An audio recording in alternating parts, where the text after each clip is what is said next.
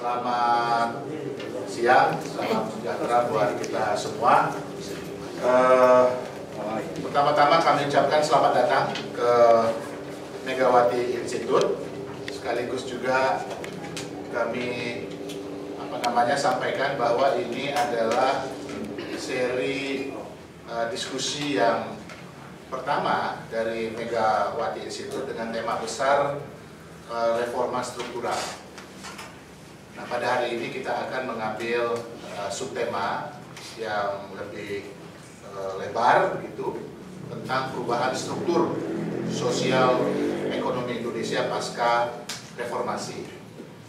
Kenapa temanya diambil sangat lebar dan akademis begitu, struktur sosial ekonomi Indonesia pasca reformasi, karena kita melihat bahwa reformasi 97-98 itu membawa mandat perubahan.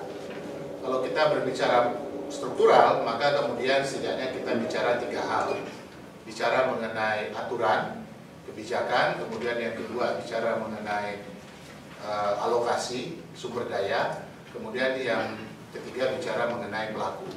Nah, salah satu hal yang mendasar dalam wujud kebijakan, alokasi sumber daya ataupun pelaku, yang pertama tentu saja dari secara kebijakan kita melakukan perubahan yang fundamental dari Undang-Undang Dasar.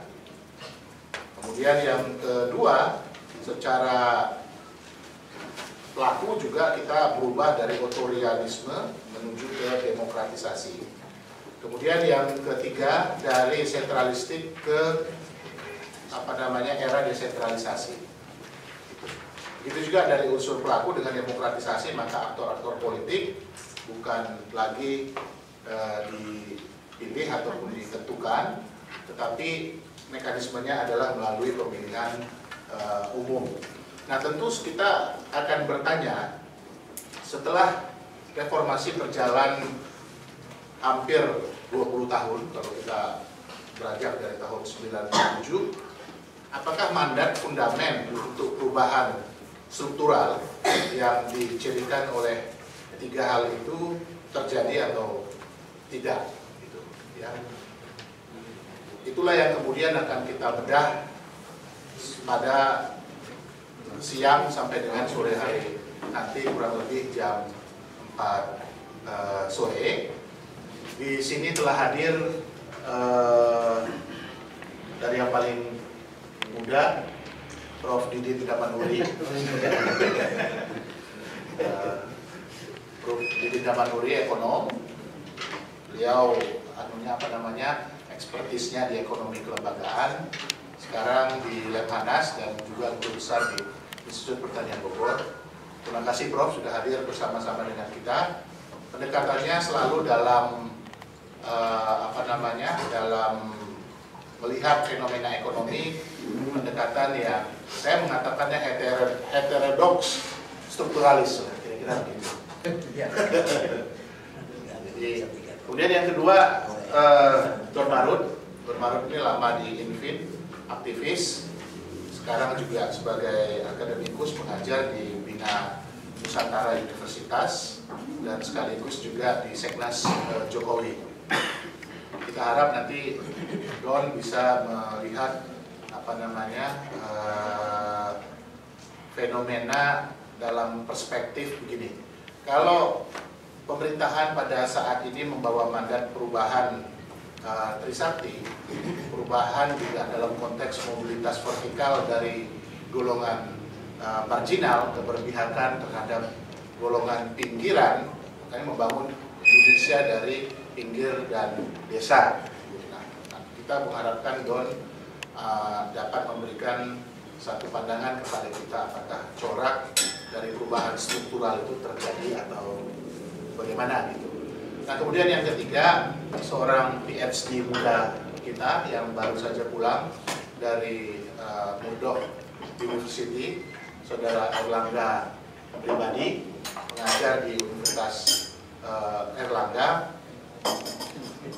Ya, namanya Erlangga Pribadi, pengajarnya di Universitas Erlangga. Erlangga Negeri. Erlangga ini mengambil disertasi, tema disertasinya relasi antara intelektual, penguasa dan pengusaha. Jadi dia melihatnya dalam perspektif oligarki. Nah, kita tahu bahwa Orde Baru zaman otoritarian itu juga membawa corak oligarki. Nah, kita nggak tahu apakah pasca reformasi corak oligarki terasa masih ada atau tidak. Karena faktor yang paling fundamental di dalam perubahan mandat perubahan struktur itu, di dalam Undang-Undang Dasar dikatakan bahwa kedaulatan berada di tangan rakyat, bukan di tangan oligark. Nah, gitu ya Bang Pata ya. Kedaulatan berada di tangan rakyat. Nah, posisi rakyat dalam perubahan struktural pasca reformasi itu seperti apa? Jadi bagaimana mandat konstitusional itu dalam kehidupan praksis selama 3 periode masa pemerintahan, kalau kita ambil siklus 2009, 2004, 99, 2004, 2009, 2014 sampai dengan sekarang. Untuk itu kemudian kita berjumpa pada hari ini. Nanti diskusi ini akan bergulir terus pada tema-tema yang lebih spesifik, dan diskusinya akan dipandu oleh Saudara Marbawi Katon, pengajar ekonomi politik di Visipol Universitas Indonesia. Terima kasih atas kedatangan saudara-saudara sekalian. Kita diharapkan saudara-saudara juga nanti dapat memberikan kontribusi, karena kita harapkan diskusi kita ini berjalan secara kontemplatif dan reflektif. Gitu. Kira-kira mungkin seperti itu. Assalamualaikum warahmatullahi wabarakatuh. Bapak Ibu, para aktivis dan akademisi, para pembicara, saya mudah-mudahan tidak melampaui 15-20 menit. Jadi dimintakan untuk melihat bagaimana perubahan struktural secara sosial, ekonomi, dan politik dari sejak sebelum reformasi dan pasca Orde Baru.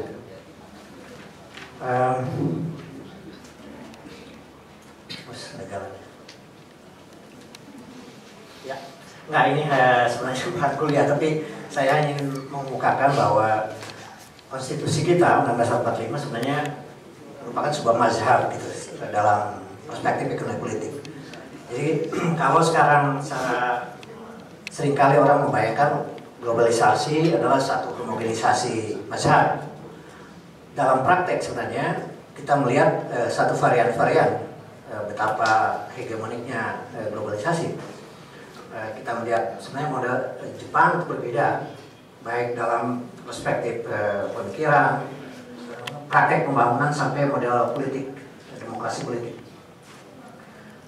Kemudian Eropa sendiri mungkin ada variasi, negara-negara Skandinavia yang sangat khas gitu.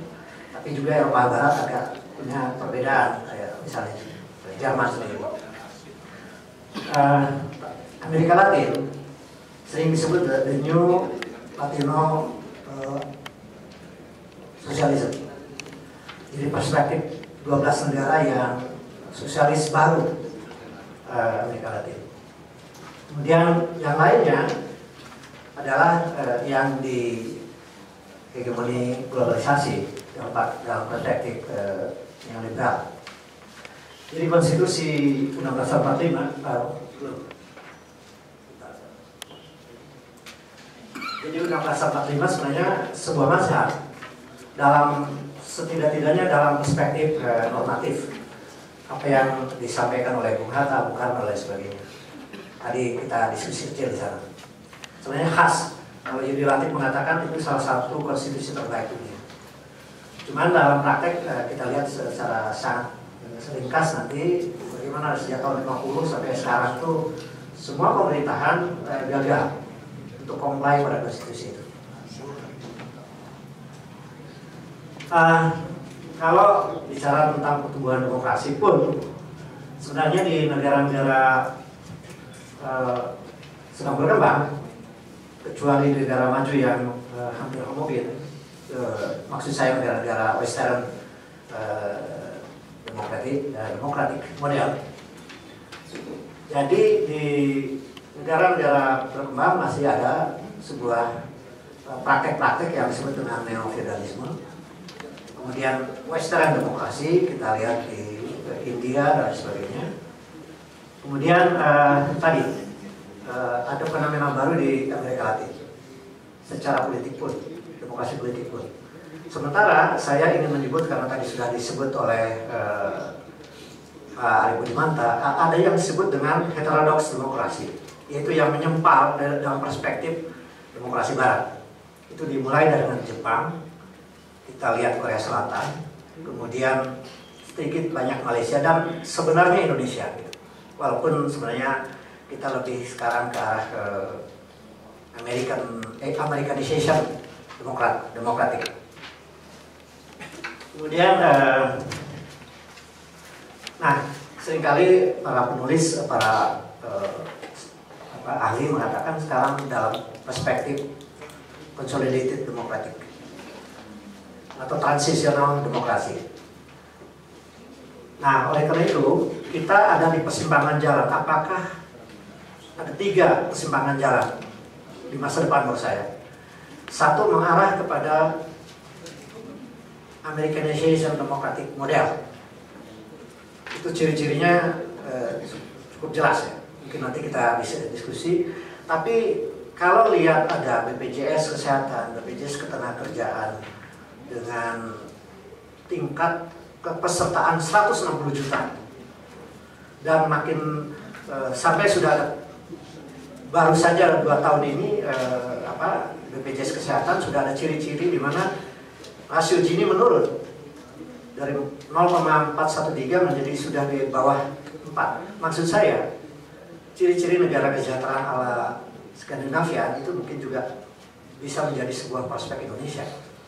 Tapi kemudian yang berikutnya, kalau kita bicara Bung Karno, bicara Pak Harto dalam praksis gitu, itu lebih dekat juga dengan model yang disebut dengan heterodoks demokrasi ala Jepang, ala Asian way demokratik, di mana tidak ada sekularisme penuh, peran agama masih kuat,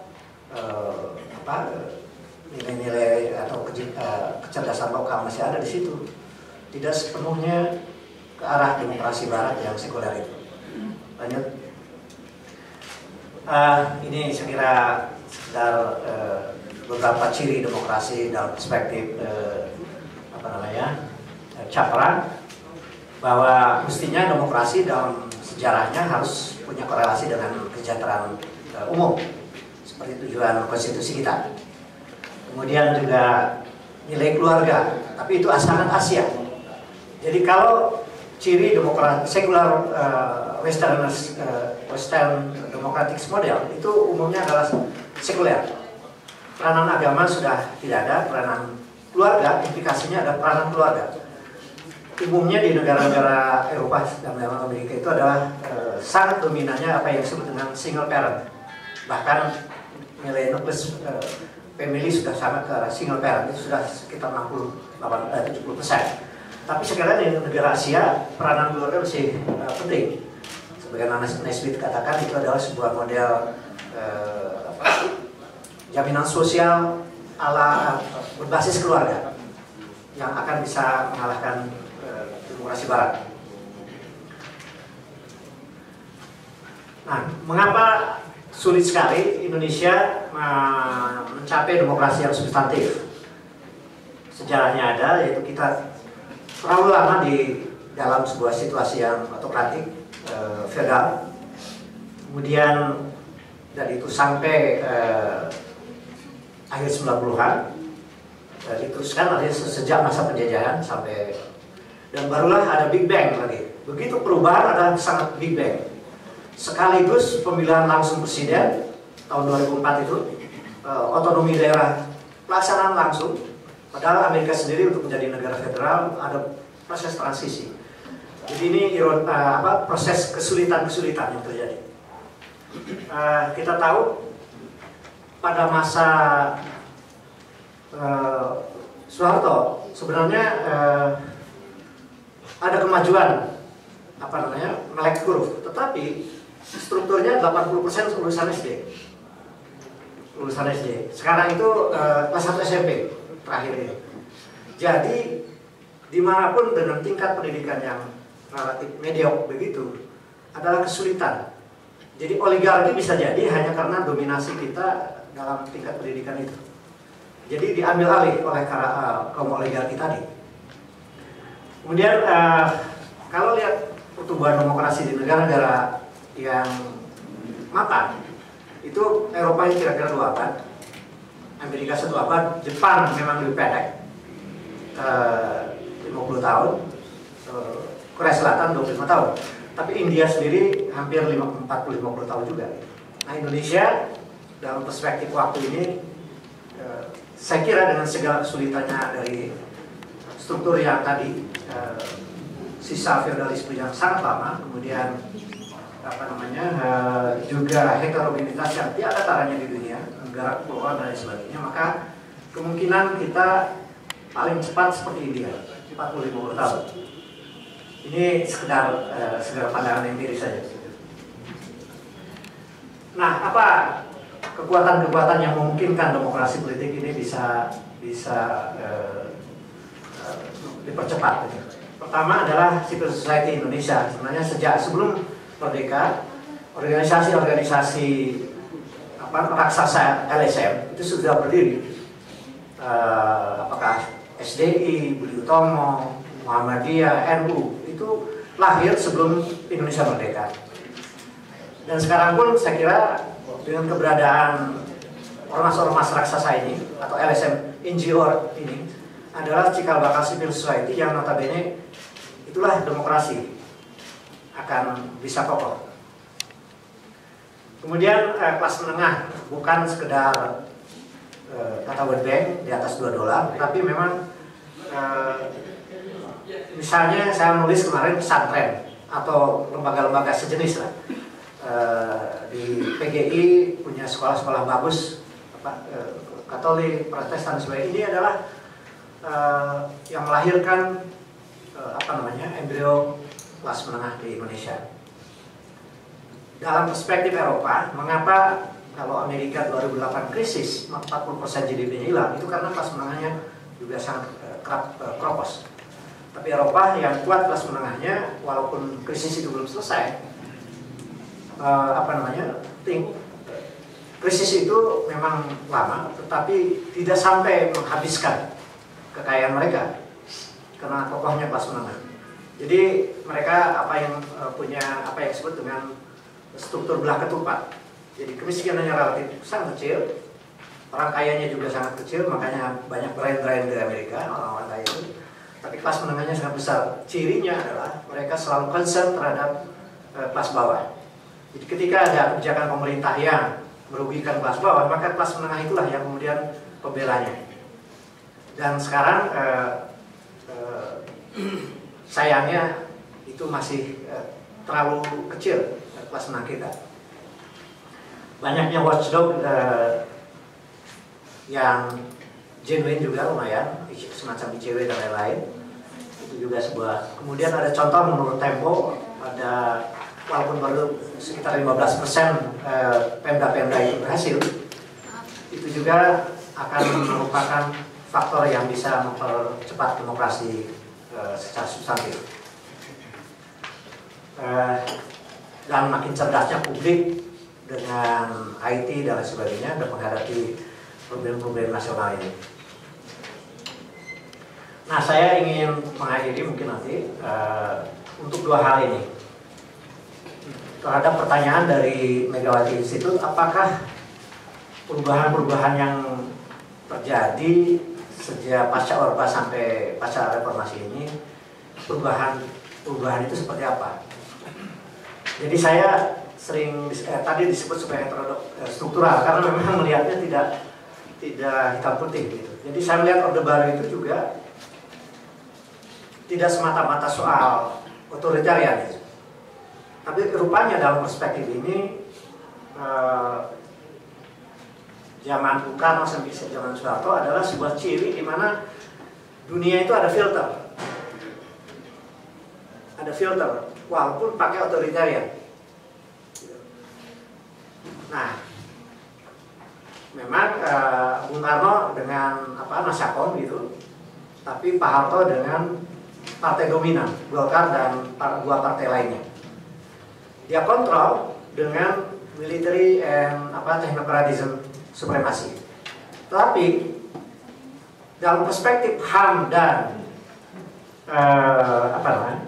dan politik itu adalah sebuah represi politik.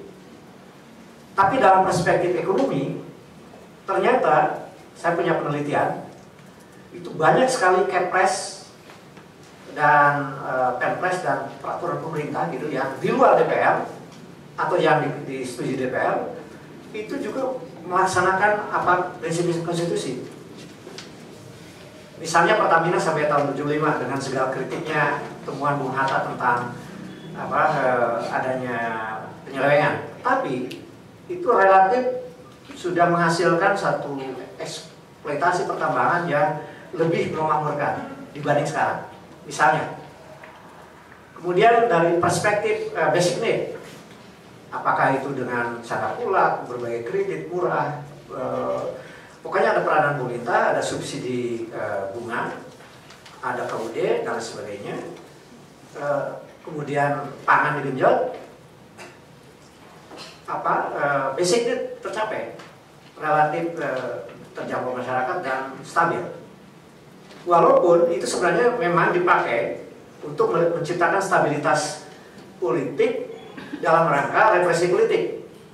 Tapi dalam perspektif tadi kalau pertanyaan perubahan kelas, itu kelas menengah ke bawah itu relatif dengan filter dunia yang tidak terlalu berpengaruh terhadap vulnerabilitas nasional, maka basic need itu relatif sampai. Dan kemudian yang kedua adalah tingkat kemerataan. Jadi rasio Gini ataupun mungkin barat timur ya wilayah memang timpang, tetapi rasio Gini itu relatif 0,3 sekian. Yang sekarang ini di atas 0,4 itu. Jadi dan oligarki yang disebut dengan oligarki politik maupun ekonomi memang pusatnya di Pak Harto dengan Kroni, tetapi di pusat itu saja. Tidak seperti sekarang oligarki itu berkembang biak di pusat dan di daerah-daerah politik maupun bisnis sama ekonomi. Jadi dalam perspektif ini, karena mengapa? Satu adalah ada GBHN dengan segala kritiknya juga. Dua ada filter tadi terhadap kerentanan dunia yang tidak masuk ke tingkat nasional.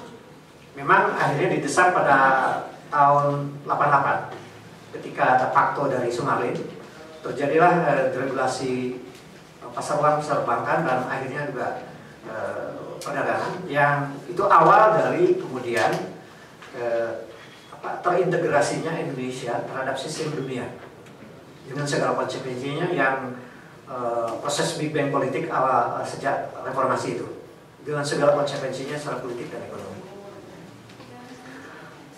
Nah, memang mereka memakai militer dan teknokratis. Tapi seandainya banyak sekali seandainya Pak Harto itu mundur awal 90, barangkali seperti Mahathir lah begitu. Jadi dia demokrasi pelan-pelan, tapi kemudian sistem nasionalnya tidak seperti sekarang. Kita ini sangat sulit sekali kerentanan dunia untuk tidak masuk secara nasional. Coba kita lihat kebebasan sekarang ini. Ada kebebasan politik, itu adalah memang yang diharapkan oleh reformasi terjadi, walaupun itu sangat prosedural, akhirnya tidak substantif. Ada kebebasan media, tapi media ini pun sebenarnya praktis kita mengkonsumsi kebebasan media global sebenarnya. Jadi saya tidak melihat yang positif, ada banyak itu, tapi dalam perspektif ekonomi politik, tiga kebebasan ini, kebebasan politik, kebebasan media, dan kebebasan pergerakan modal finansial, itulah yang menciptakan proses percepatan integrasi sistem nasional pada sistem global dengan segala konsekuensinya yang saya sebut. Di situ terjadi memang ada supremasi sipil, itulah demokrasi.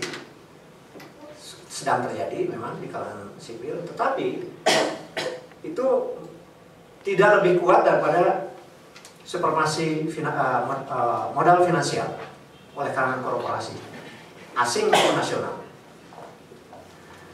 Jadi HAM memang individual lebih maju, kebebasan berekspresi dan berorganisasi itu memang demokrasi politik. Tapi dampak negatifnya adalah kita kehilangan perspektif jangka panjang. Ini sekarang diskusi tentang BBM oleh MPR katanya akan dibicarakan dan kemungkinan bisa ada konsensus politik nasional. Dalam perspektif ini menurut saya Jepang, Korea Selatan mengapa seperti itu karena ada perspektif 50 tahun merumuskan jangka panjang itu. Apalagi Cina juga begitu, walaupun itu karena ada komite sentral komunis sulit sekali direplikasi oleh negara lain.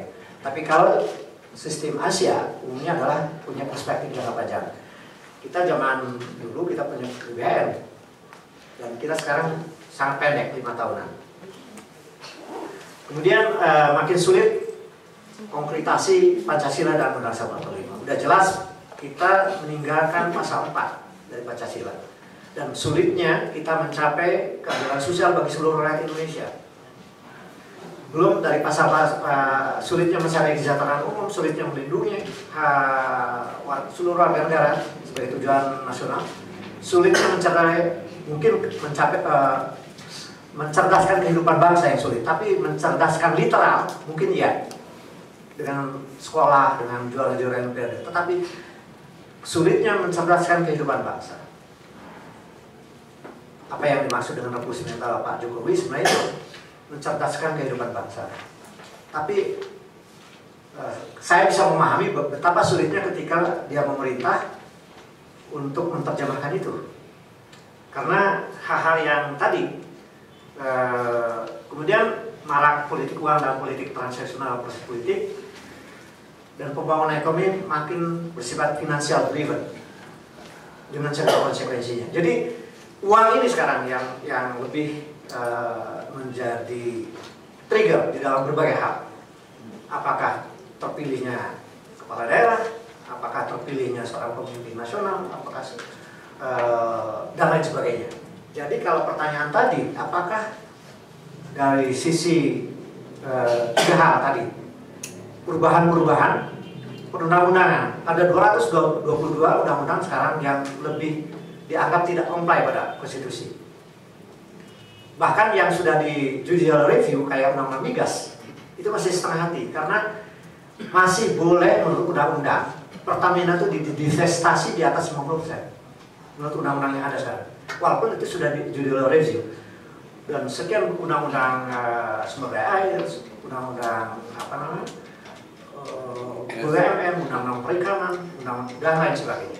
Sekitar saya sendiri waktu meneliti itu sekitar 112 perspektif undang-undang.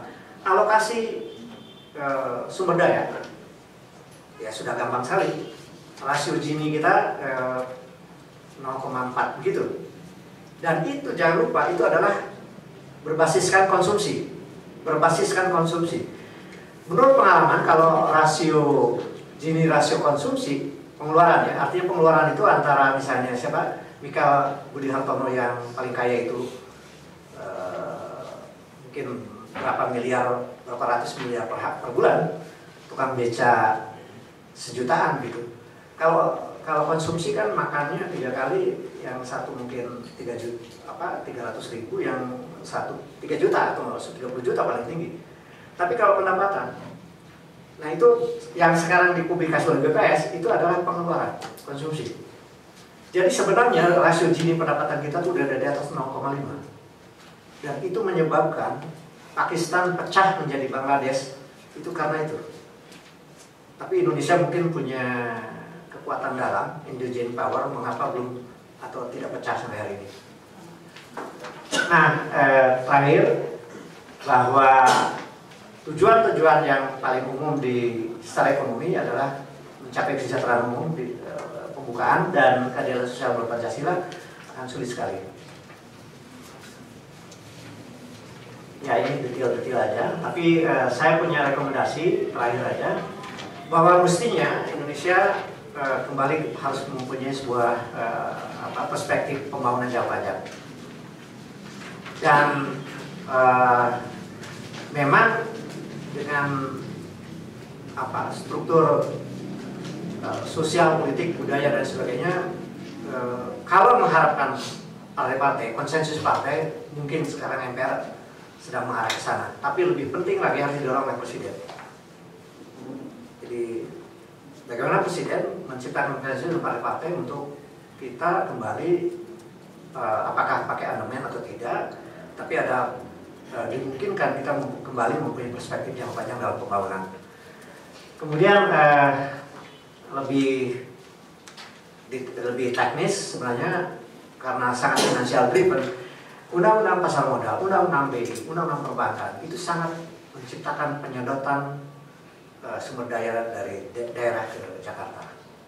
Jadi apapun kebijakan, kalau ini tidak dirubah undang-undangnya, yang terjadi adalah pengeringan likuiditas sekaligus sumber daya dari daerah ke pusat-pusat metropolitan khususnya Jakarta.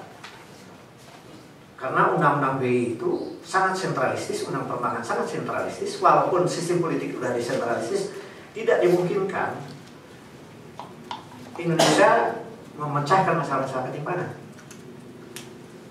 Nah, jadi otonomi daerah sebenarnya digagalkan oleh undang-undang yang lain. Itu undang-undang pasar modal, undang-undang perbankan dan BI dan undang perbankan. Oleh karena itu, saya sebenarnya pernah diminta untuk membuat pengajuan revisi 3 undang-undang itu dan sudah saya sampaikan. Tapi ternyata yang tadinya mau masuk prolegnas, Pak Arief, saya dengar atas lobby-lobby berbagai pihak itu tidak jadi, kalau nggak salah, revisi-revisi tersebut. Nah, terakhir sekali sebenarnya dari perspektif jangka panjang itu kita memang seperti kata Bung Karno, memang visi kita itu adalah memang kemandirian tadi, kedaulatan politik, radikalisasi ekonomi dan kebebasan budaya. Itu sebenarnya yang dimungkinkan sila-sila dari Pancasila maupun pembukaan Undang-Undang 45 dan sila-sila dari Undang-Undang 45 yang lebih murni, kecuali pasal HAM. Pasal HAM itu di sub-subnya menjadi 22 dan kehilangan kita hak ajasi sosial. Jadi rakyat itu lebih butuh hak ajasi sosial daripada hak ajasi individu yang notabene sekarang ini yang pengeluaran dolar sudah kembali 54%. Mereka tidak bisa dijamin hak ajasi sosialnya. Negara bisa menjamin pembangunan jatuh ke mereka. Tapi karena ada begitu detailnya HAM, maka yang terjadi adalah hak-hak elit. Itu yang menciptakan oligarki politik dan ekonomi dan bisnis. Terima kasih. Assalamualaikum warahmatullahi wabarakatuh. Terima kasih Prof. Didin. Saya kira diskusi yang mencerahkan. Saya catat tadi ada beberapa poin. Misalnya dari sisi konsolidasi demokrasi, kita tahu memang ada perubahan-perubahan politik dan secara teoritis kita bisa katakan bahwa konsolidasi demokrasi itu memang terwujud. Tetapi ada distorsi lain, yaitu financial driven, yang bisa saja itu justru akan meruntuhkan konsolidasi demokrasi itu. Apalagi terjadi tadi bahwa dulu civil society kuat, hari ini masyarakat politik justru yang terbentuk di daerah. Jadi yang jadi politisi itu rakyat juga sekalian, gara-gara pilkada gitu. Jadi kalau mereka ketemu kandidat, ya mereka bukan lagi sebagai civilian society, tapi sudah seperti masyarakat politik. Aku politisi juga. Ada kandidat, aku juga politisi, sama jadi. Saya kira itu. Yang kedua tadi soal distorsi lain, misalnya ada desentralisasi yang dari sisi peraturan, regulasi politik itu sudah dicoba dijalankan, tapi ternyata ada rejim fiskal atau rejim moneter yang mendistorsi. Saya kira beberapa hal sisi-sisi lain yang bisa kita elaborasi nanti dalam diskusi. Assalamualaikum warahmatullahi wabarakatuh. Saya diminta sama Mas Arief ini untuk mendiskusikan tentang problem ekonomi politik, perubahan struktural ekonomi politik di Indonesia, terutama pasca otoritarianisme dan khususnya tentang selama 2 tahun era pemerintahan Jokowi. Tadi sudah diutarakan di depan oleh Mas Arief Budimanta tentang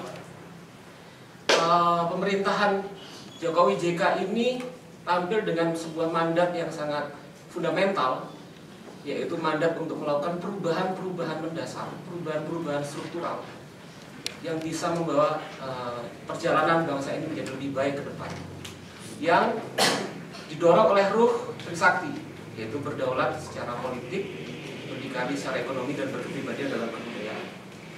Dalam perspektif ekonomi politik, kemudian kita akan menelaah secara lebih dalam tentang hambatan-hambatan seperti apakah yang terjadi sehingga selama 2 tahun pemerintahan Jokowi masih belum bisa merealisasikan dan mewujudkan janji-janji dan mandat yang diberikan kepada pemerintahan oleh rakyat Indonesia. Ketika kita tahu bahwa demokrasi dalam pengertian yang fundamental adalah kekuasaan dari rakyat oleh rakyat dan untuk rakyat.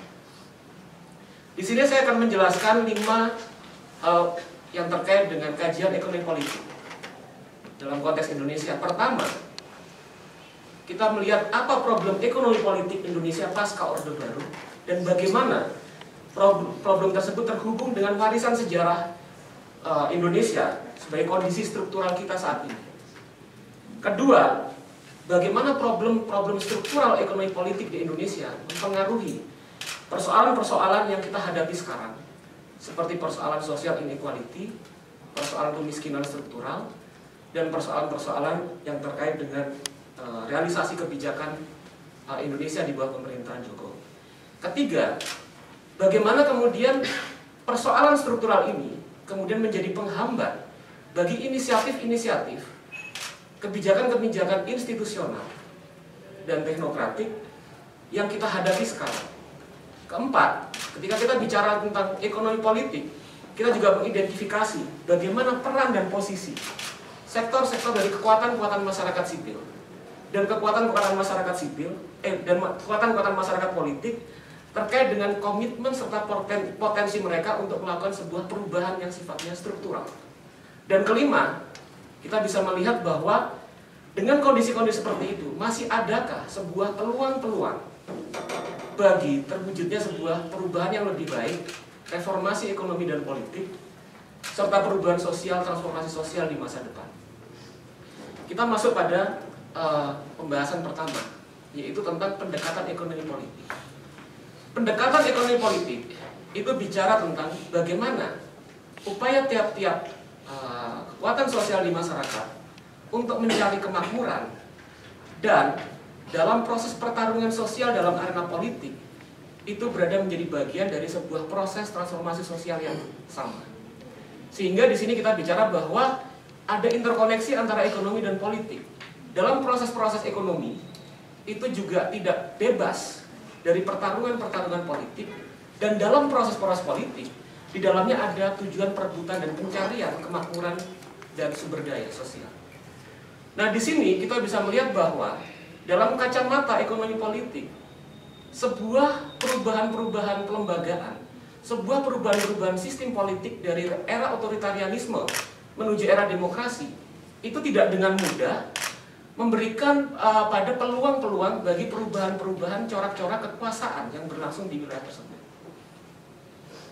Di mana kemudian bahwa ketika rezim sebelumnya membangun sebuah relasi corak kekuasaan dan ekonomi politik yang khas, maka tidak dengan mudah itu bisa dirubah dengan sendirinya ketika terjadi perubahan transisi dari sistem otoritarianisme menuju sistem demokrasi misalnya. Nah, disinilah bahwa ketika kita melihat dalam konteks perubahan Indonesia pasca jatuhnya Soeharto, kita melihat bahwa pola-pola kekuasaan ekonomi politik masih tidak berubah banyak dari rezim yang era sebelumnya, masih menjadi penghambat dari perubahan-perubahan kelembagaan tersebut. Ketika kita bicara dalam warisan Orde Baru sebagai sebuah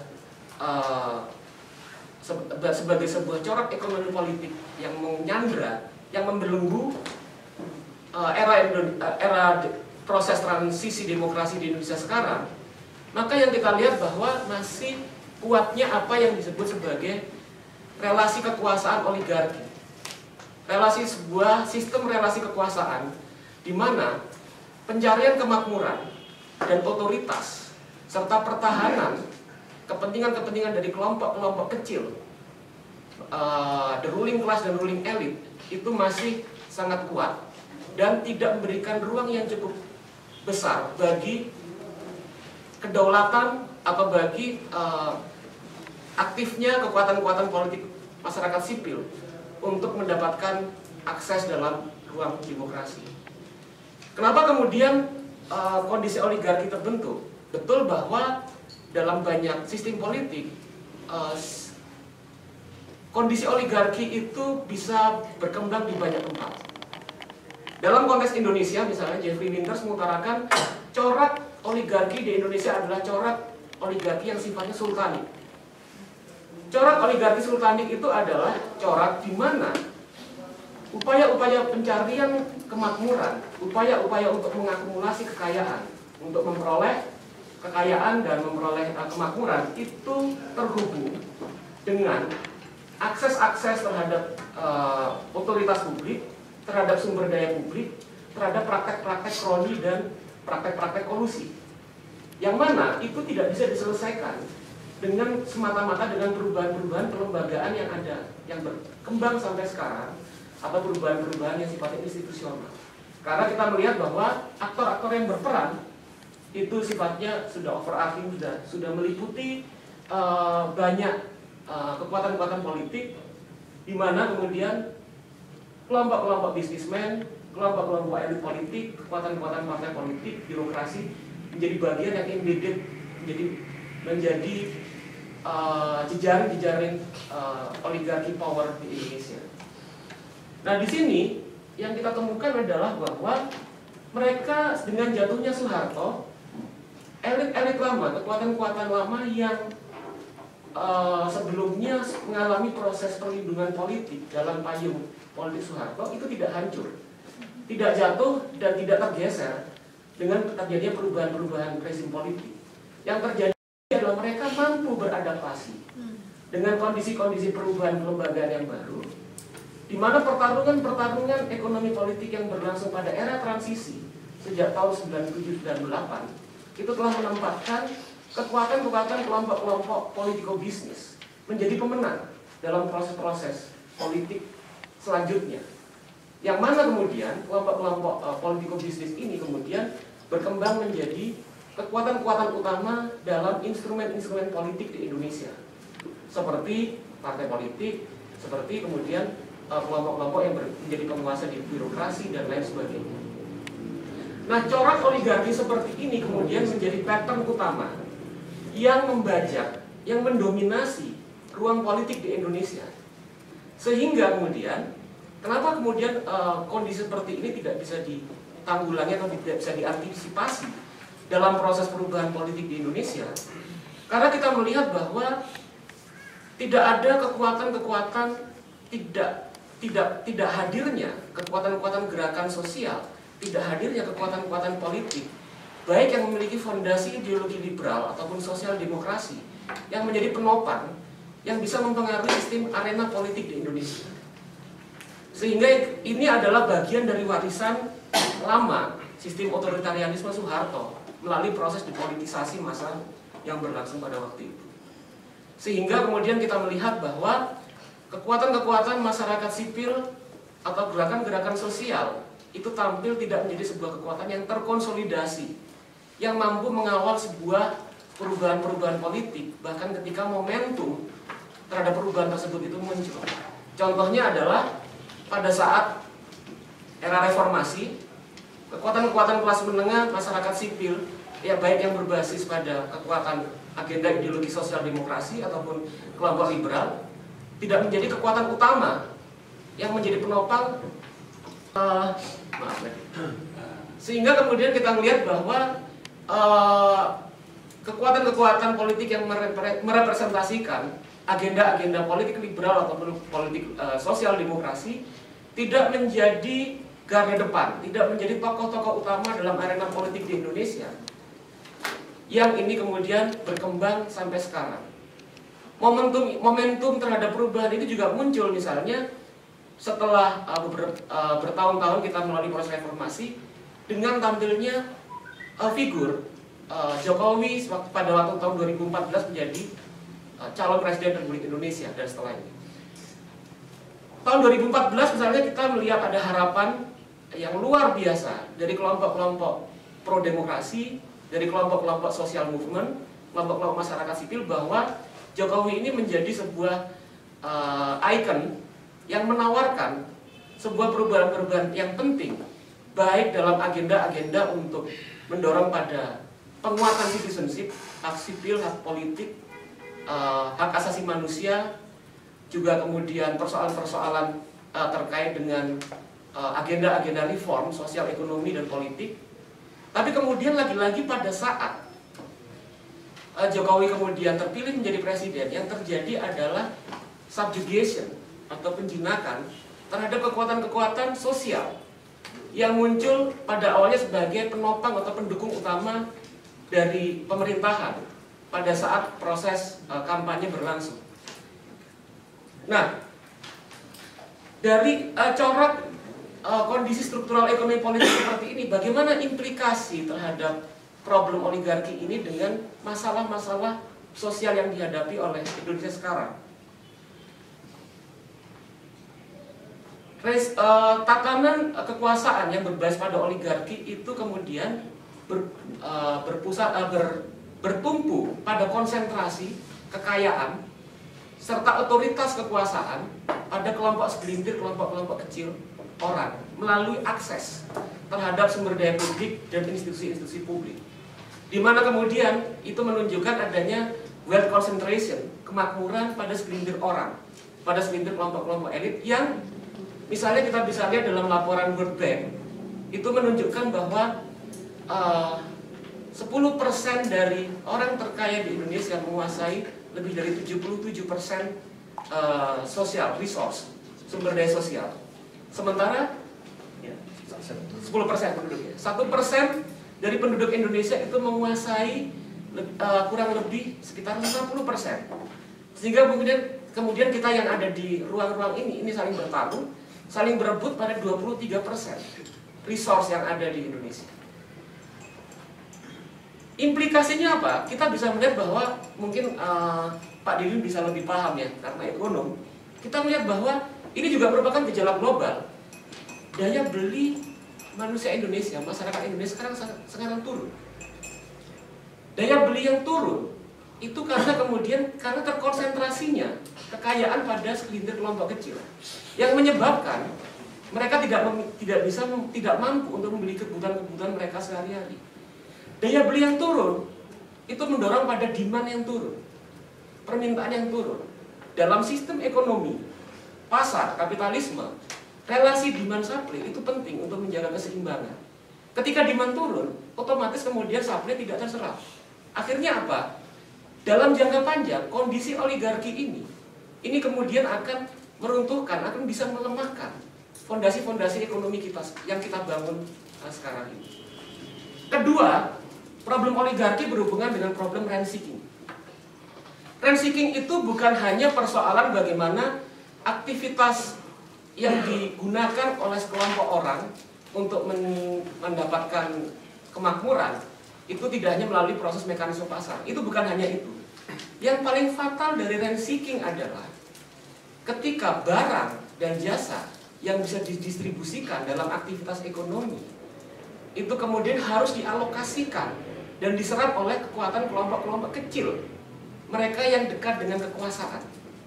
Jadi ini yang disebut sebagai subsidi orang miskin kepada orang kaya tidak melalui jalan produktif.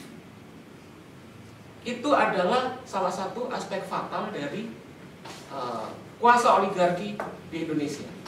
Ketiga, ini juga terkait dengan fairness. Tadi saya sama Mas Marbari di tangga itu sambil ngopi sambil merokok bilang, kalau sekarang itu oligarki itu begitu kuat dan orang-orang misalnya tidak saja politisi tapi warga-warga sipil misalnya merasa bahwa gue jadi tim sukses dapat duit banyak kok, gue jadi ikut gimana kemudian akses pada pemerintah, main-main di proyek-proyek kayak gini, nggak usah mikir macam-macam, duit banyak, ngapain aku kerja produktif. ini ada sense fairness, ada sense ketidakadilan yang bisa berkembang ketika problem oligarki ini tidak tertanggulangi. Yang pada akhirnya itu mendorong pada distrust, pada ketidakpercayaan. Tentu ini saya tidak ingin kemudian tidak ingin melebih-lebihkan, tapi ketika kita melihat proyeksi ke depan, problem-problem itu juga harus kita antisipasi sebagai bagian untuk mendorong bagaimana kemudian mengawal negara dan pemerintahan ini bisa memenuhi janji-janji dan program-program yang dibangun.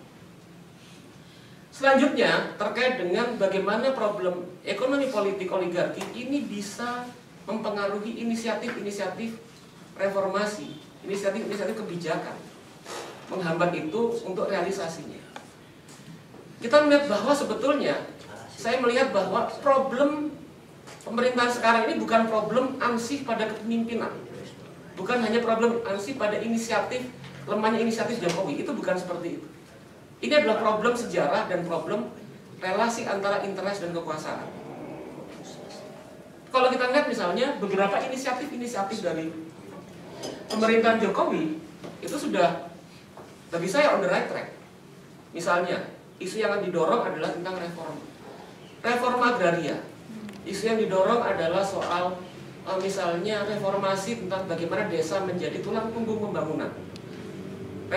Agenda yang diusung adalah bagaimana mendorong infrastruktur. Agenda-agenda tersebut secara permukaan itu baik. Tapi kita lihat, coba kita kupas secara singkat satu persatu. Reformasi agraria. Problem reformasi agraria, problem tanah di negeri kita itu muncul ketika segelintir kecil orang, 0,02% dari orang terkaya di Indonesia menguasai lebih kurang 55% dari aset tanah di Indonesia. Artinya apa? Bahwa dalam penguasaan lahan seperti itu, maka sebuah inisiatif reforma agraria mau tidak mau harus ditopang pada dorongan kekuatan politik dan aliansi antara pemerintah Jokowi dengan kekuatan-kekuatan gerakan sosial yang sudah lama bekerja pada sektor isu-isu agraria dan keadilan sosial. Kemudian yang menjadi masalah adalah kebijakan-kebijakan teknokratis dari pemerintahan Jokowi itu mencoba menghindari problem konflik politik. Padahal yang muncul adalah persoalan di level masalah agraria adalah problem-problem penguasaan. Penguasaan tanah oleh kelompok-kelompok orang-orang terkaya yang dekat pada kekuasaan. Nah, isu ini kemudian akan merembet pada program selanjutnya, yaitu apa? Program reformasi desa membangun. Bagaimana kita bicara tentang memakmurkan desa tanpa penguasaan dan akses lahan oleh warga desa? Ini Mas Mardowi katanya orang kampung lebih paham tentang detailnya masalah-masalah seperti itu. Mungkin nanti bisa cerita, Mas. Itu artinya apa? Bahwa ada hambatan, ada structural barrier yang harus didorong, kemudian harus diselesaikan terkait dengan upaya-upaya untuk apabila tetap memiliki komitmen pemerintahan ini terhadap agenda-agenda struktural. Bahkan kalau kita bicara Trisakti adalah agenda-agenda revolusioner. Nah, kita masuk pada poin terakhir. Apakah masih ada peluang tersebut? Saya kira masih ada peluangnya, tapi saya pikir mungkin agak telat, tapi masih bisa lah. Artinya begini, kita kalau melihat corak proses politik yang berlangsung dalam konstruksi oligarki pada era pemerintahan Jokowi, kan kita bisa lihat bahwa pada awalnya Presiden ini dengan percaya diri mengutarakan bahwa kami akan bangun sebuah kabinet yang demokratik, kan, yang kuat, ramping, bekerja dengan dukungan dari kekuatan-kekuatan relawan.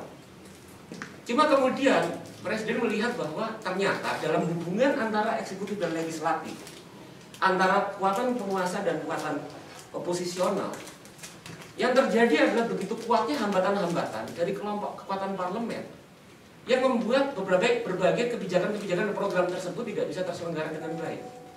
Sehingga kemudian menginjak dari tahun pertama ke tahun kedua adalah Presiden mencoba melakukan reformulasi, repositioning dari koalisi, yang kemudian memunculkan banyaknya justru kekuatan-kekuatan yang menjadi persoalan dan masalah dalam arena politik di Indonesia menjadi bagian inheren dari aliansi kekuasaan tersebut. Masalah dari Jokowi kalau mau dibuat pendek itu adalah pemerintahan sekarang, presiden terlalu percaya bahwa solusi yang dibangun adalah kompromi politik dengan elit dan meninggalkan kekuatan-kekuatan dukungan dari relawan dan dukungan dengan kekuatan-kekuatan masyarakat sipil yang percaya bahwa Jokowi adalah kita. Jokowi adalah bagian dari kekuatan-kekuatan yang menggerakkan perubahan. Jokowi adalah bagian dari artikulasi yang ingin diharapkan tentang demokrasi adalah dari rakyat, oleh rakyat, dan untuk rakyat. Nah, saya pikir momentum ini jangan lepas. Momentum perubahan dukungan politik. Kalau kita bicara tentang perubahan-perubahan sifatnya struktural di seluruh belahan dunia, mau di Amerika Latin, mau di Timur Tengah atau dimanapun, kepercayaan terhadap rakyat, kepercayaan terhadap voter, terhadap pemilih, dan bagaimana mengelola dan mengaktifasi kekuatan mereka itu menjadi kunci bagi sebuah kemenangan politik. Terima kasih. Assalamualaikum warahmatullahi wabarakatuh. Ada beberapa hal yang penting tadi, sejalan dengan temuan juga sebenarnya penelitian belakangan oleh Harvard Kennedy School bahwa kekuatan-kekuatan ekonomi kapital itu tidak banyak berubah sebenarnya dari Orde Baru sampai hari ini tadi. Lalu juga ada soal jebakan koalisi politik gitu ya. Jadi lebih percaya kepada kekuatan-kekuatan real elit politik untuk bertahan di kekuasaan. Barangkali ini bagian dari distorsi. Saya kira lapisan-lapisannya sudah mulai kelihatan. Nah, kita tinggal lapisan yang semakin dalam. Nah, ini tugasnya Pak Don ini. Lapisan yang semakin dalam itu seperti apa pada tingkat praktik sosialnya. Tadi kan kita cerita ada perubahan regulasi, ada konstitusi, lalu ternyata tidak banyak berubah pada level kekuatan ekonomi. Jangan-jangan di tingkat praktik sosial juga nggak banyak berubah, kecuali yang satu hal tadi, bahwa semua orang jadi politisi. Nah, itu kelihatan perubahannya. Jadi seperti lembaga survei tidak berbeda dengan tim sukses, begitu ya. Yang kita harapkan sebenarnya berdiri ilmiah ternyata berbeda tergantung kandidatnya, angka elektabilitasnya itu. Nah, itu bagian dari perubahan-perubahan yang kelihatan artifisial di atas. Tapi pada tingkat sosialnya, di tingkat praktik sosialnya itu adakah perubahan itu? Seperti Pak Ari Budimanta sering sampaikan ke kita menjelang diskusi, misalnya kalau ada kebijakan ekonomi kreatif, ekonomi digital, tentu ada regulasi anggaran untuk sampai ke sana, ada alatnya segala macam. Lah kalau masyarakatnya pada praktik sosialnya masih suka face to face, ketimbang kerja secara online digital, ya nggak akan jalan kebijakan itu. Nah, kira-kira itu tugasnya Pak Maruf menjelaskan itu. Biar pencerahan kita ini optimal.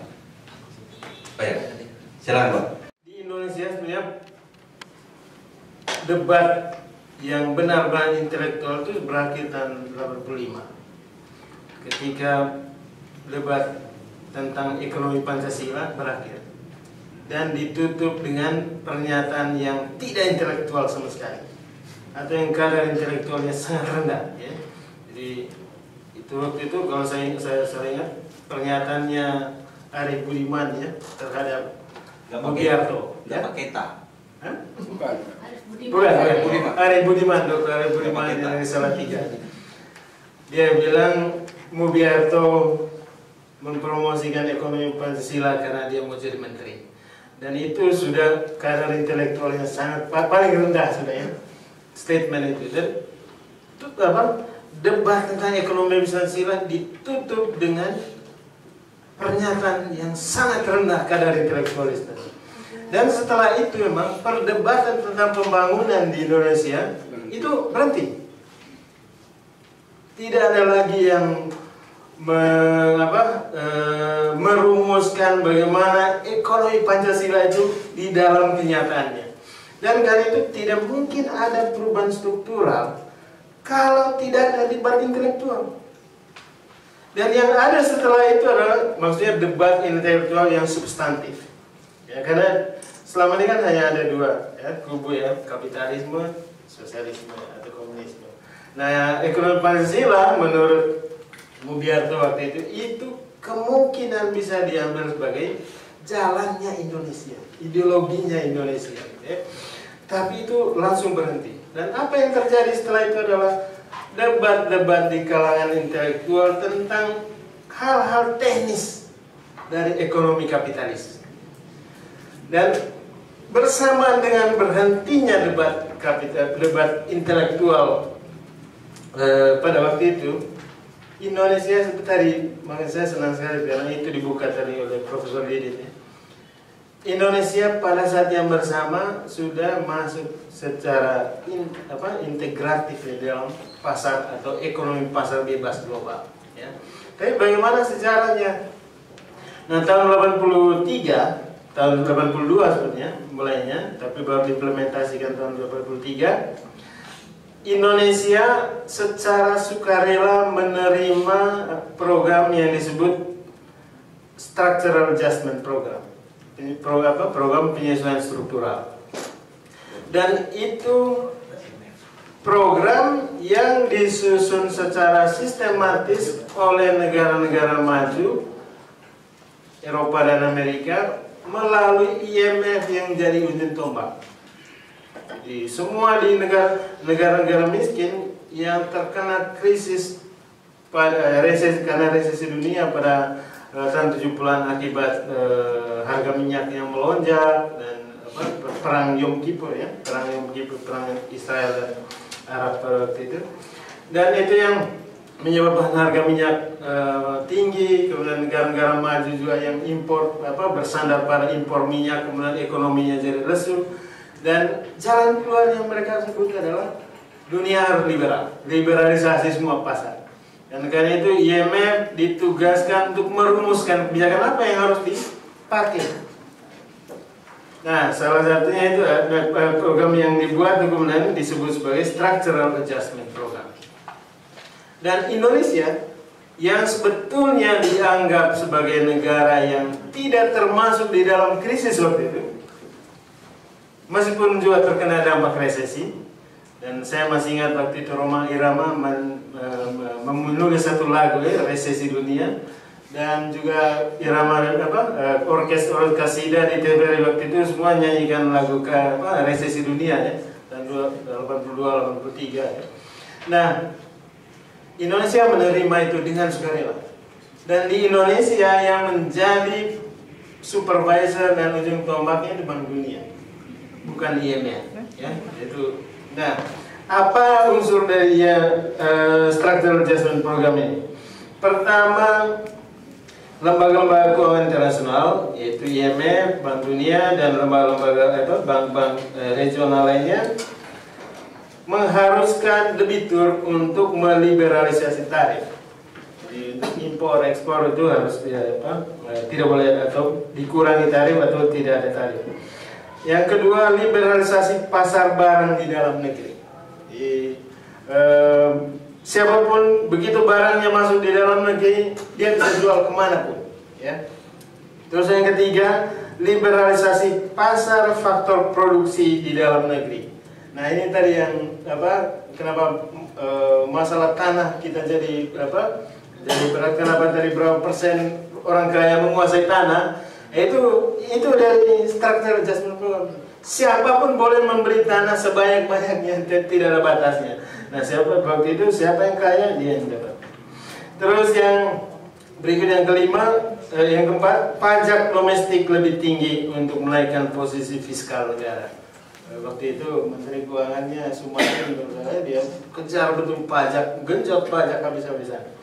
Nah, terus yang kelima, pengetatan anggaran pemerintah. Dan saya beruntung waktu itu, kan saya angkatan 82, ya. Betul juga sih. Itu terakhir subsidi pendidikan. Jadi saya bayar kuliah dulu 15.000 kalau salah per semester. Setelah saya 83 110.000. Nah, tahun 84 naik 300.000 per semester. Ya, itu ribu bukan juta. Jadi 15.000 saya dulu bayar, tapi itu pun setengah mati juga bayar 15.000. Mas, sama-sama dari sama-sama. Sama-sama. Hanya saya pakai nama Don, jadi keren sih Dima. Kalau di kampung bukan Don panggilnya, itu kampungan betul. Nah, dan dampak dari kebijakan penyelesaian struktural itu dahsyat sekali. Di Afrika hampir semua negara kolaps. Utang luar negerinya melebihi pendapatan dalam negeri. Tapi Indonesia itu satu-satunya negara yang selamat dari penyelesaian struktural. Apa program penyelesaian struktural? Dampaknya ya. Kenapa? Bahkan para peneliti menyebut bahwa program penyelesaian struktural di Indonesia itu memiliki wajah manusiawi. Jadi mereka sebut structural adjustment program with human face. Itu contohnya di Indonesia dan di Ghana di Afrika. Hanya dua negara itu. Selain itu semuanya hancur. Nah, kenapa di Indonesia punya ada human face-nya? Nah, saya pikir kita harus jujur juga kalau puji Soeharto ya. Pada saat itu, ketika strategi program dilakukan, impres itu dikencang. Ya, impres desa pertama itu impres pendidikan, dan itu dasar. Tahun ini sekolah impres didirikan bangunannya, tahun depan gurunya sudah lengkap ada, dengan digaji oleh negara. Ya. Terus puskesmas juga dibangun, tahun ini dibangun, tahun depan ada dokter. Meskipun di daerah terpencil dokternya pindah lagi ke kota ya, tapi ada dokternya, terdaftar sebagai dokter rumah sakit, dokter puskesmas. Lama juga di desa mereka. Iya, Belakangan aja. Belakangan. Nah itu ini ya, jadi dampak dari dari penyusunan struktural tidak terasa sampai ke desa-desa. Jadi sudah itu banyak sekali banpres waktu itu. Ada yang paling dasar itu adalah KUD. KUD waktu itu sebetulnya subsidi habis-habisan. Ya, meskipun tidak ada kooperasinya, tapi truk distribusi barang dan pembelian barang, distribusi barang beras dan ya terutama 10 kebutuhan pokok gitu ya, itu berjalan selama 15 tahun. Tapi meskipun kemudian KUD semua bangkrut ya, tapi Soeharto menggunakan institusi KUD itu sebagai channel untuk subsidi yang dilarang oleh proyek penyelesaian struktural. Nah, makanya saya pikir Soeharto ini licik terhadap Bank Dunia atau pintar dia mengimbangi dampak dari penyelesaian struktural. Nah, baru kemudian tahun 90-an dia mengganti dengan IDT, Impres Desa Tertinggal ya. Dan itu satu-satunya program selama Indonesia ada yang bisa menurunkan kemiskinan sampai 11%.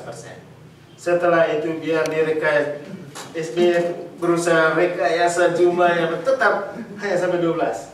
Rekayasa lagi jumlahnya dengan tetap lagi malah naik lagi. Itu tidak bisa dapat 11%. Dan data itu jelas.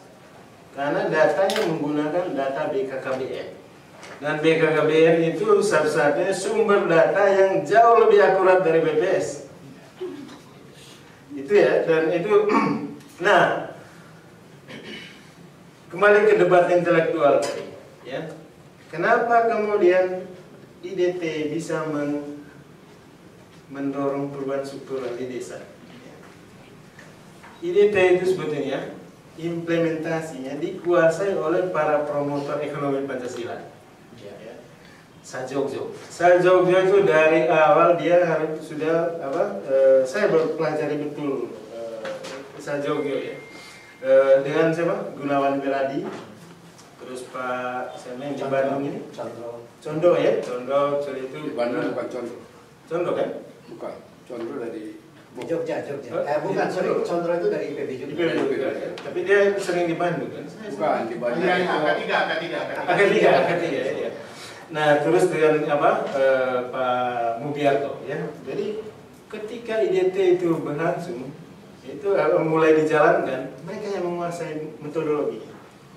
Jadi Sajogjo, Gunawan Wiradi, Condo itu mulai cari bagaimana kita bisa menggunakan metode yang selama ini kita pakai, yaitu mix method, ya, campuran antara kuantitatif dengan kualitatif untuk mempersiapkan implementasi IDT supaya datanya jelas, partisipasi masyarakat juga jelas.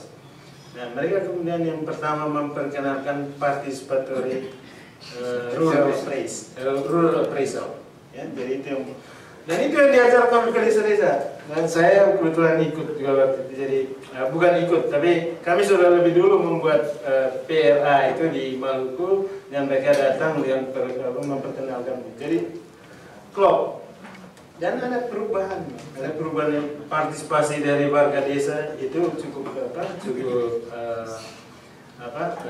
cukup intensif, ya. Dan demokrasi yang sesungguhnya di desa itu melalui PRA itu, ya. Saya masih ingat di Kulon Progo waktu itu ada kepala desa yang sangat feodal dan menguasai seluruh tanah. Begitu mereka menggunakan metode, ada satu di PRA itu namanya copati, metode capati, itu rotinya India itu, yang untuk melihat hubungan kelembagaan antara warga di dalam, mana yang paling dekat, mana yang kira-kira punya potensi eksploitasi mereka di desa. Dan mereka tunjuk kepala desanya.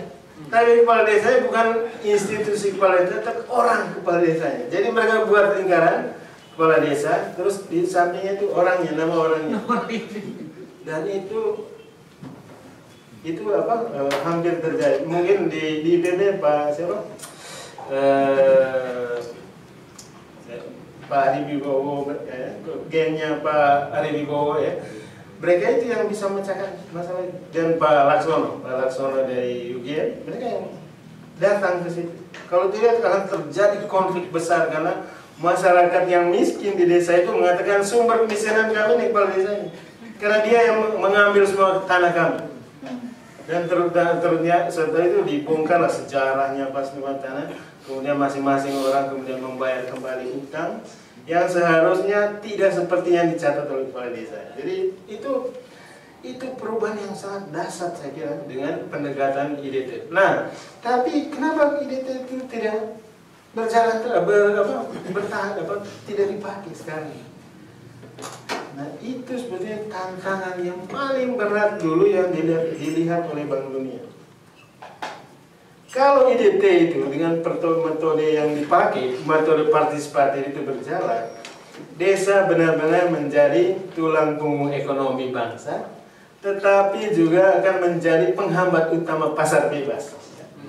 Karena aksi kolektifnya itu dibangun di atas trust. Warga saling percaya dan apa saja. Pasar tidak bisa penetrasi di dalam situasi seperti ini, karena orang semua kalau pergi ke pasar ngapain bayar, titip aja, ya? Dan itu membuat putaran uang tidak berjalan. Padahal orang kampung kan bukan putaran uangnya, barangnya ada di sini tapi uangnya ada di satu. Itu yang penting kan, aman karena punya uang, nyaman karena barangnya tersedia. Itu simple kan. Nah, itu yang terjadi di beberapa desa, dan salah satu pelaku utama dari ini itu adalah PKK. Saya sering dikecam oleh aktivis perempuan karena saya sering mempromosikan PKK, ya. Tapi PKK itu ujung tombak, ya. Ujung tombak dari semua kegiatan yang ada di desa. Tahun 2012 saya buat penelitian di lawan provinsi tentang MDGs sebenarnya. Desa di mana PKK-nya aktif, MDGs-nya tercapai di desa itu. Dan inisiatifnya itu dasar. Salah satu yang saya kasih contoh misalnya ada satu desa di Pati. Desa ini setiap tahun 6 bulan, selama 6 bulan terendam banjir. Itu panen padi, tikusnya sudah lebih dulu. Panen lebih dulu. Jadi mereka yang dapat sisa-sisa dari tikus. Dan tikus di Pati itu, waduh, itu mengerikan, menakutkan. Kalau siang hari tidur di bambu sampai turun begini. Dan angin tiup, tikusnya tidur. Dan besar-besar tikus. Kalau malam kita jalan di pematang sawah, itu nggak bisa lewat, tikusnya numpuk. Gila. Nah, ibu PKK di desa ini, karena desa-desa lain sudah menggunakan strom listrik, tapi korban banyak yang mati. Manusia yang mati, bukan tikusnya mati. Kena strom. Di sawah kan, berair, kena listrik, nyala, habis. Sudah itu ada lagi percobaan katanya dari mana, dia bilang kita hanya bisa mengurangi jumlah tikus. Gimana cara mengurangi ini kemampuan jantannya? Itu dengan makan singkong dengan campur dengan kelapa. Jadi direbus bersama itu jadi mandul tikusnya. Tapi ternyata pintar juga tikusnya kan. Dia sekalinya di luar dari juga. Nah, ibu-ibu PKK di kampung ini, saya pernah dapat informasi di Demak itu. Di Demak ada petani yang beternak burung hantu. Bagaimana kalau kita studi banding ke sana? Itu tergila. Dan pulangnya terus mereka lihat bagaimana menangkal burung hantu. Nah, tapi yang punya burung hantu ini bilang, kamu nggak boleh bawa bibit dari sini. Kamu harus bisa mencari sendiri burung hantu di hutan. Nah, ibu-ibu kami latih untuk menarik burung hantu. Dan lama-kelamaan banyak burung hantu yang datang. Memang kalau yang takut malam sih, kita takut burung hantu, bunyi malam kan ini juga ya. Tapi memang efektif. Burung hantu itu kalau biar satu ekor yang dia makan, tapi tikus-tikus yang lain pada lari semua. Karena cara makan itu sadis dari itu. Dan itu PKK yang ambil inisiatif. Gitu juga soal kesehatan.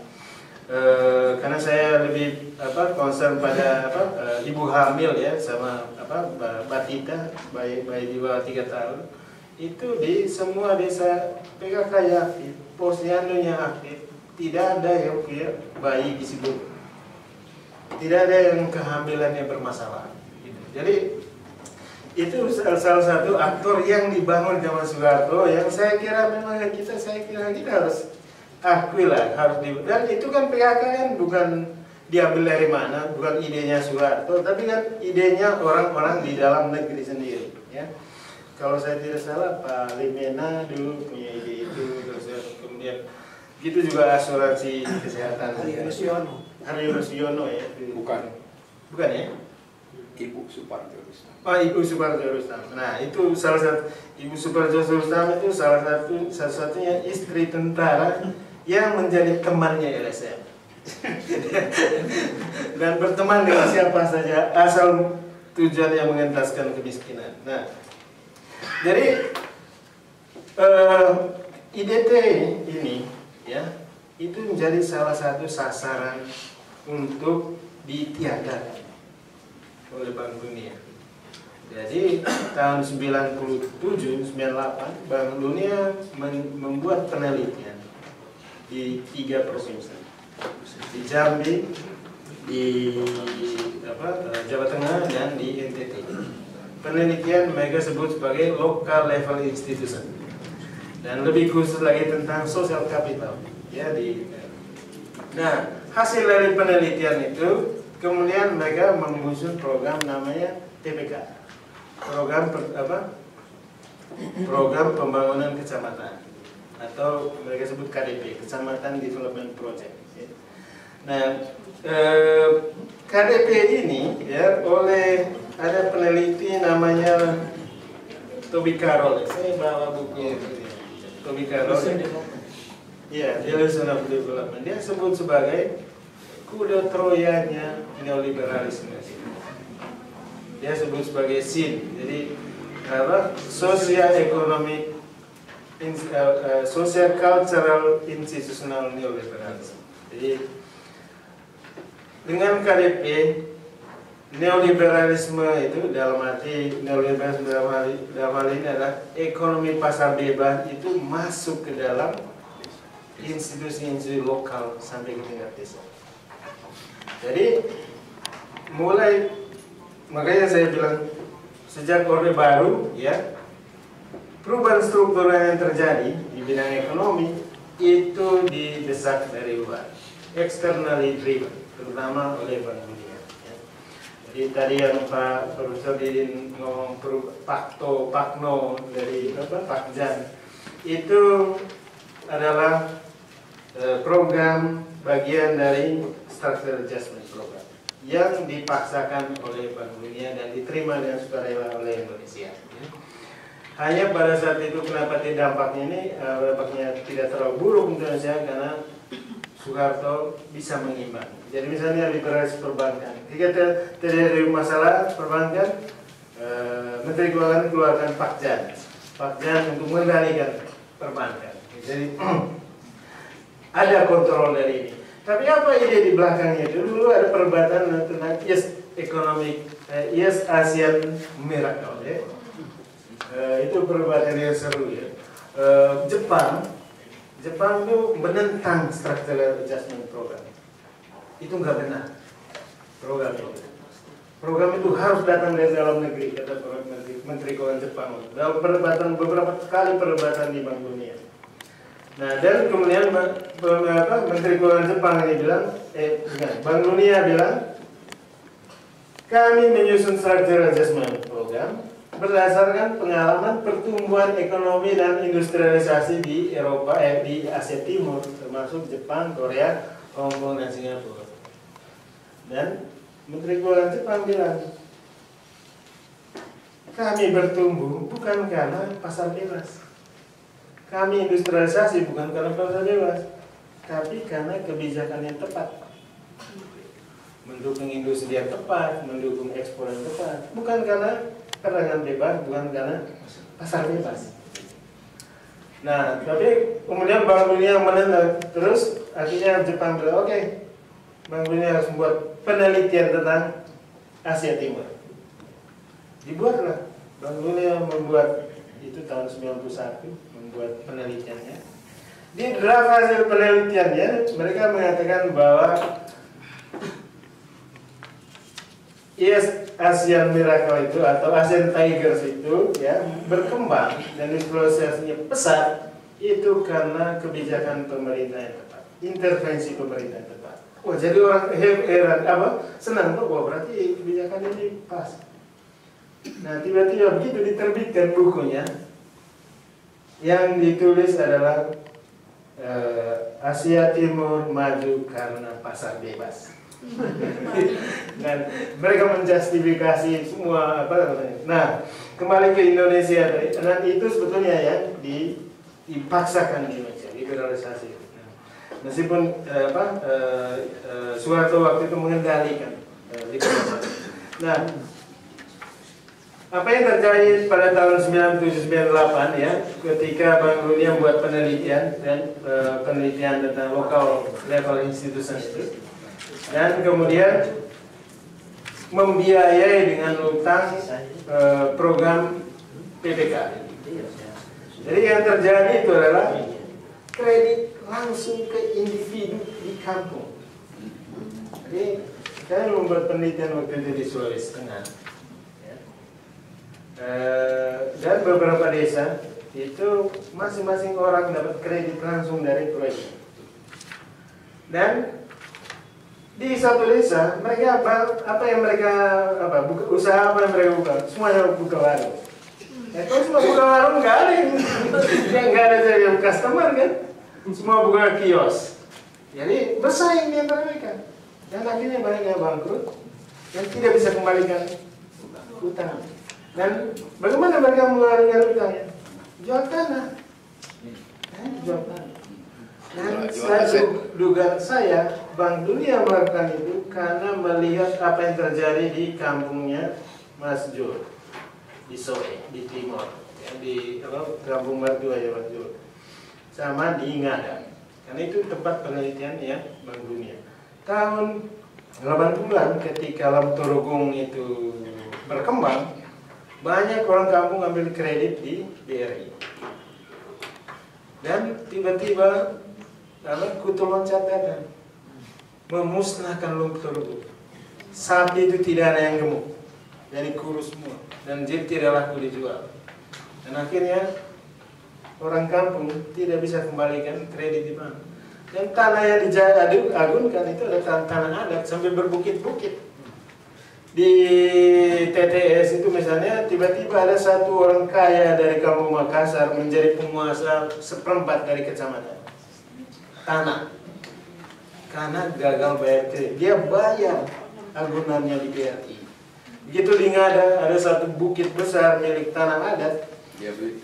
Ada yang beli dari orang kaya dari pantai, beli satu bukit. Dan sampai sekarang tanah itu tidak dipakai. Dan itu dijadikan agunan oleh orang kaya untuk pinjam lagi di bank sekarang. Jadi milik individu. Nah, saya menduga mungkin Bank Dunia melihat itu dulu waktu membuat penelitiannya, sehingga dia sekarang target kreditnya itu langsung ke individu. Dan itu yang terjadi di Sulawesi Tengah yang kami teliti waktu itu.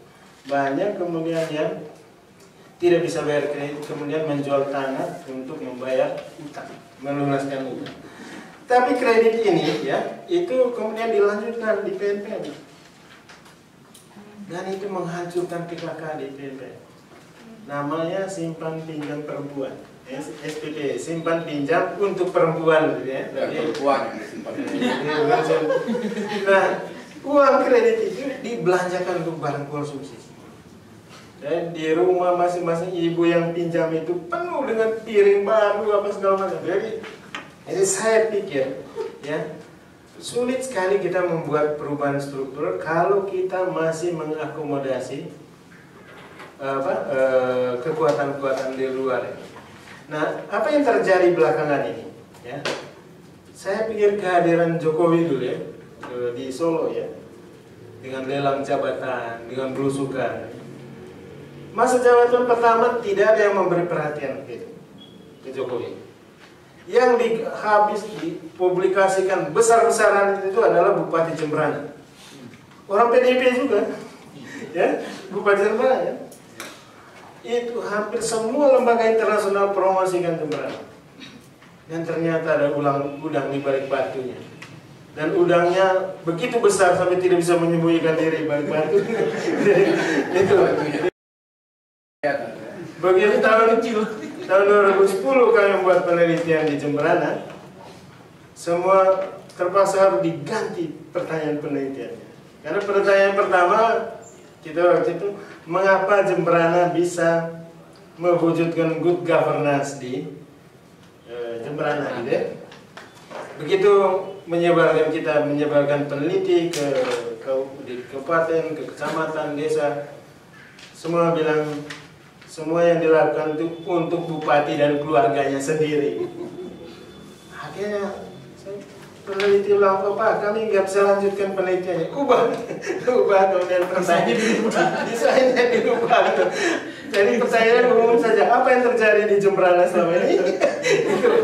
Dan ternyata yang terjadi itu adalah pertama itu bupatinya itu memang itu jadi feodal baru ya. Semua APBD itu diperuntukkan untuk keluarga, belanja untuk keluarga. Nah, kedua itu Jemberana dipersiapkan waktu itu menjadi untuk pembangunan port interkoneksi, seaport dan bandara internasional yang dibiayai oleh Jepang dan Bank Dunia dan IDB. Jadi pantas mereka mempromosikan Jemberana, tapi ternyata tujuannya itu. Tapi Jokowi tidak ada satu pun yang mempromosikan, ya. Sampai kemudian pemilihan yang kedua baru orang mulai lihat karena suaranya tidak ada saingan atau saingan tidak mau maju, tidak ada saingan. Itu yang kemudian menarik perhatian. Tapi pendekatannya hampir tidak ada yang tertarik. Ya. Gitu juga waktu dia jadi gubernur di Jakarta. Kalau saya salah, Bank Dunia baru mulai melirik ke Jokowi ketika Jokowi bilang kita batalkan itu uang pinjaman untuk pembersihan Kali Ciliwung. Karena itu sudah 10 tahun. 10 tahun belum dilaksanakan. Sementara utang untuk membayar konsultannya sudah habis. Jadi konsultannya sudah pulang. Tapi proyeknya belum jadi. Nah itu orang sudah mulai, wah ini serius ini orang ini. Dan ternyata pembersihan kali, semua kali di Jakarta kan tidak perlu utang. Nah ini yang sebetulnya kenapa kemudian kehadiran Jokowi ini membawa cerita baru tentang perubahan struktur yang baru. Mungkin secara ekonomi belum kelihatan, tetapi dari segi cara pandang itu mungkin sudah mulai. Dulu Gus Dur sebetulnya memulai, ya, karena orang di kampung sama kita Mas Bawawi, di kampung kita juga begitu Gus Dur dipilih dulu. Gus Dur ini kan kayak orang kampung, kita ini juga bisa jadi presiden. Ya. Dan itu memberi motivasi untuk belajar, ya, dan gitu saja Jokowi sekarang. Lebih kampungan lagi. Jokowi lebih kampungan lagi, belum lagi lihat badannya, wah ini kurang gizi. Jadi itu juga memberi motivasi. Dan saya kira di beberapa dari cerita teman-teman di Sajojo Institute, ya, penelitian mereka tentang pemilihan kepala desa, ya. Bahkan sampai tingkat kepala desa pun yang dicari adalah figur seperti Jokowi. Dan saya pikir, saya kembali lagi tadi, kenapa saya memulai dengan debat intelektual itu akan menjadi pemicu utama perubahan struktural. Maka perubahan pada cara berpikir juga, itu juga akan memicu perubahan struktural di tingkat yang komunitas yang kecil sekali. Penelitian saya dulu itu sebetulnya disertasi saya pertama di Sulawesi. Judulnya dulu disertasi itu resistensi komunitas lokal terhadap pengaruh global. Karena ada desa-desa yang menolak proyek KDP dan PSBM. Mereka bilang kami punya kerbau sendiri dan kerbaunya besar-besar. Dan menarik mereka bilang, kami nggak mau dipengaruhi oleh siapapun. Orang bilang kami bodoh, tapi saya akan menguji mereka apakah mereka bisa memelihara sapi dan kerbau seperti kami. Kami punya anak di sini, 10 ekor kerbau sudah jadi 1 dokter. Dan tapi begitu dia jadi dokter, kita tidak perlukan dia di sini. Layani orang lain, karena kami bisa melayani diri sendiri di sini. Itu luar biasa. Jadi datang.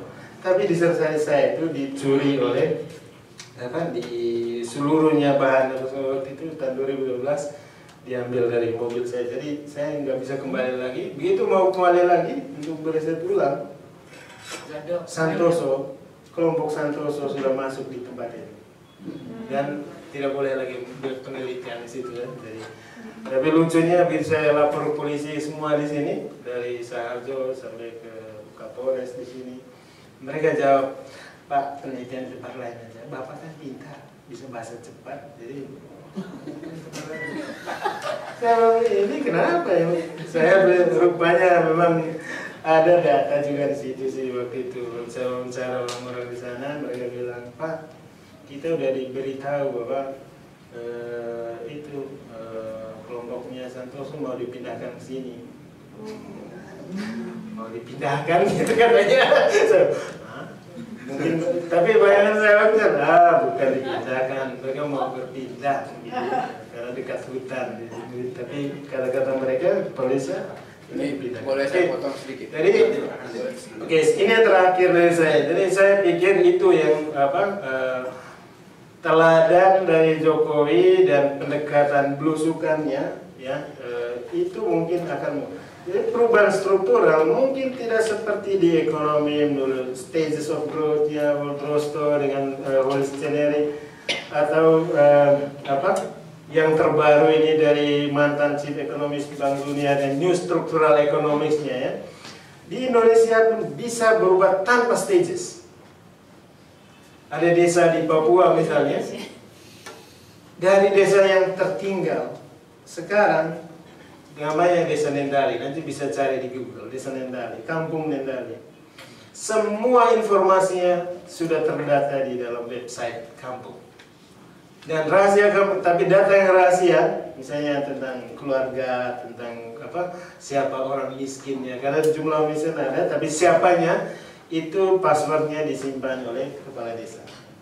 Kita bisa minta passwordnya, tapi begitu kita sudah buka, dia ubah passwordnya lagi. Jadi kepala desa hebat kan? Itu dari jadi tidak ada stagesnya. Tidak ada stagesnya mulai dari petani, sudah itu di sekolah, gitu. Ini dari petani, kampung, dari buruh pemburu hewan ya, apa namanya, hunter